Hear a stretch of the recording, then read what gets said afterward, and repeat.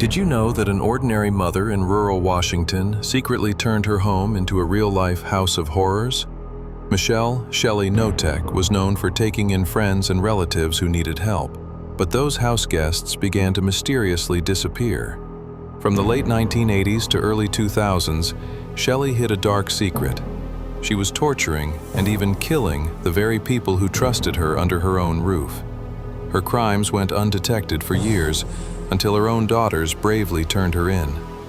In this video, we'll uncover the shocking story of Michelle Knotek, the mother whose cruelty knew no bounds, and how justice finally caught up with her. On the surface, Michelle Knotek seemed like a devoted wife and mother raising 3 daughters in a small Pacific Northwest town. She and her husband, David, often welcomed people in need into their home, earning a reputation for kindness in their community. But behind closed doors, Shelley was volatile and cruel. Her eldest daughter, Nikki, would later describe her as a ticking time bomb.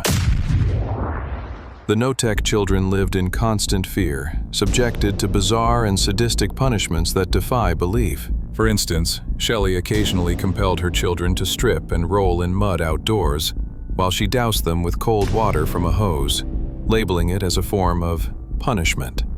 This early display of brutality toward her own family foreshadowed the far more sinister acts of violence that were yet to unfold. One of Shelley's earliest known victims was her friend, Kathy Loreno. Kathy was a 36-year-old hairdresser who met Shelley in the late 1980s. After losing her job and having a falling out with her family, she moved into the Knotek home around 1988 to help babysit the children in exchange for room and board. At first, everything seemed fine, but soon, Shelley's abuse of Kathy began to escalate. Over several years, Kathy was beaten, drugged, and starved under Shelley's roof. She reportedly lost over 100 pounds and even most of her teeth due to the torture she endured. By 1994, Kathy was in such dire condition that she died in the Knotek house. Instead of reporting the death, Shelley and David concealed it. They coldly told friends and family that Kathy had simply run off with a truck driver and started a new life in California. For years, Kathy's loved ones had no idea what really happened to her.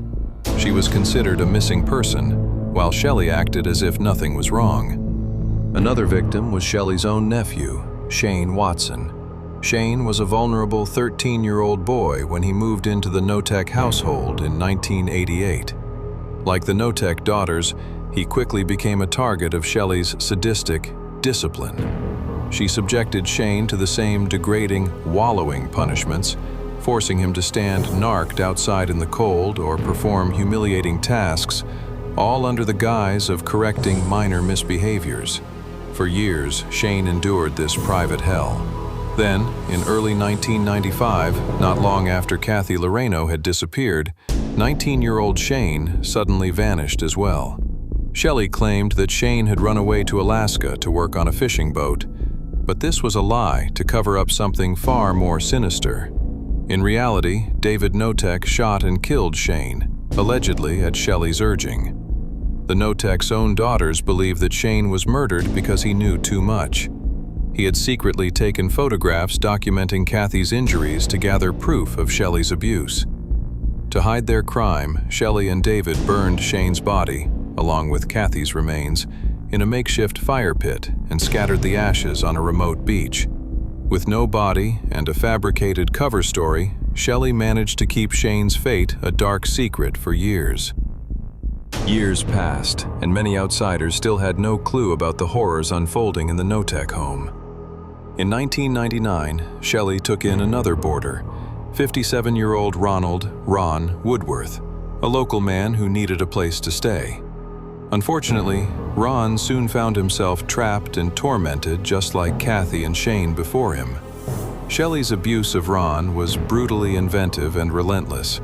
Witnesses later recounted that she forced Ron to do outdoor chores wearing only his underwear, even in cold weather, and coerced him to jump from the roof of the house onto the gravel driveway, causing him to break bones and suffer severe injuries. Instead of getting him medical help, Shelley would pour boiling hot water and pure bleach over Ron's open wounds as a twisted form of treatment. She further degraded Ron by forcing him to drink his own urine in front of others. By 2003, after years of this torture, Ron was emaciated, covered in untreated injuries, and could barely walk. Then, one day, Ron vanished, just like the others. Shelley told neighbors and Ron's acquaintances that he had simply gone away, or insinuated that he might have taken his own life. In truth, Ron had died from the cumulative abuse, and David quietly buried Ron's body in a shallow grave on the Knotek's rural property.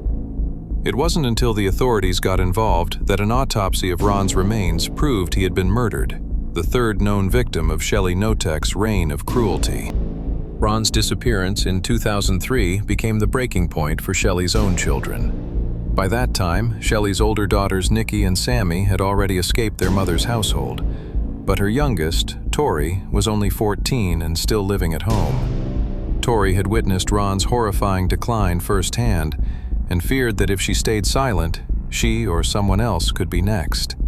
Desperate and terrified, Tori secretly reached out to her older sisters and told them everything she had seen. Together, the three Knotek sisters made the courageous decision to go to the authorities and tell the truth about their mother.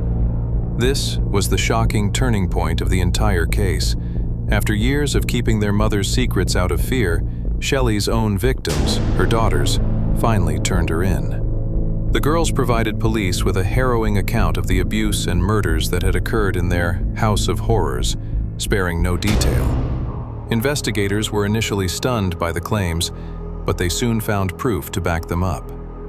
Acting on the sisters' information, police obtained a warrant and arrested Shelley and David Knotek on August 8, 2003. A search of the Knotek property quickly led to the grim discovery of Ron Woodworth's buried remains in the yard, confirming the daughter's story. Confronted with the evidence, David confessed to his role, revealing how Shelley had orchestrated the deaths of Kathy, Shane, and Ron. After over a decade of terror, Shelley's reign was finally at an end, brought down by the bravery of her own children. News of the Knotek's crimes made national headlines, shocking their community and the entire nation. In 2004, Michelle Shelley Knotek finally faced justice in court. Prosecutors initially charged her with 2 counts of first-degree murder for the deaths of Kathy Loreno and Ronald Woodworth. They emphasized the cold-hearted nature of her crimes, stating that Shelley had shown extreme indifference to human life.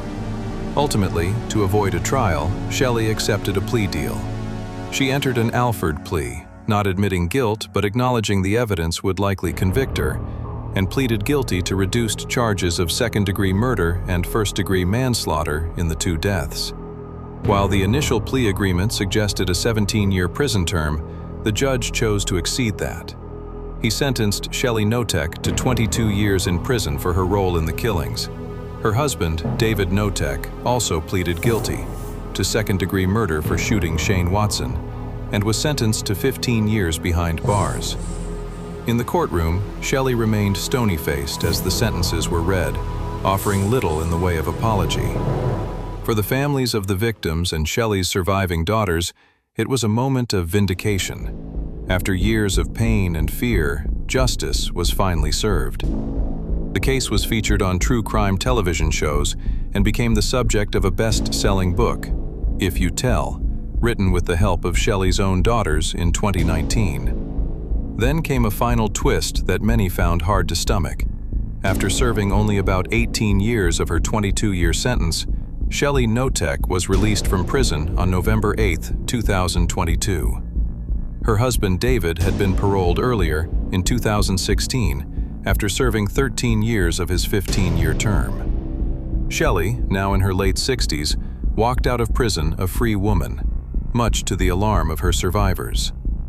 Shelley's daughters, now adults, have been outspoken about their mother's release. They warn that Shelley remains extremely dangerous and manipulative. In interviews, the sisters revealed they still live with lingering fear. Nikki described their mother as a ticking time bomb who could go off again at any moment. The fact that Shelley is free today, after the pain she caused, is a chilling coda to this case. Yet, the courage of the Knotek sisters ensured that the world knows the truth about what happened in that farmhouse. Their unbreakable bond turned a story of abuse into a story of survival and justice. The legacy of the Knotek case is a stark reminder that evil can hide in plain sight, sometimes even behind the welcoming smile of a seemingly ordinary mom.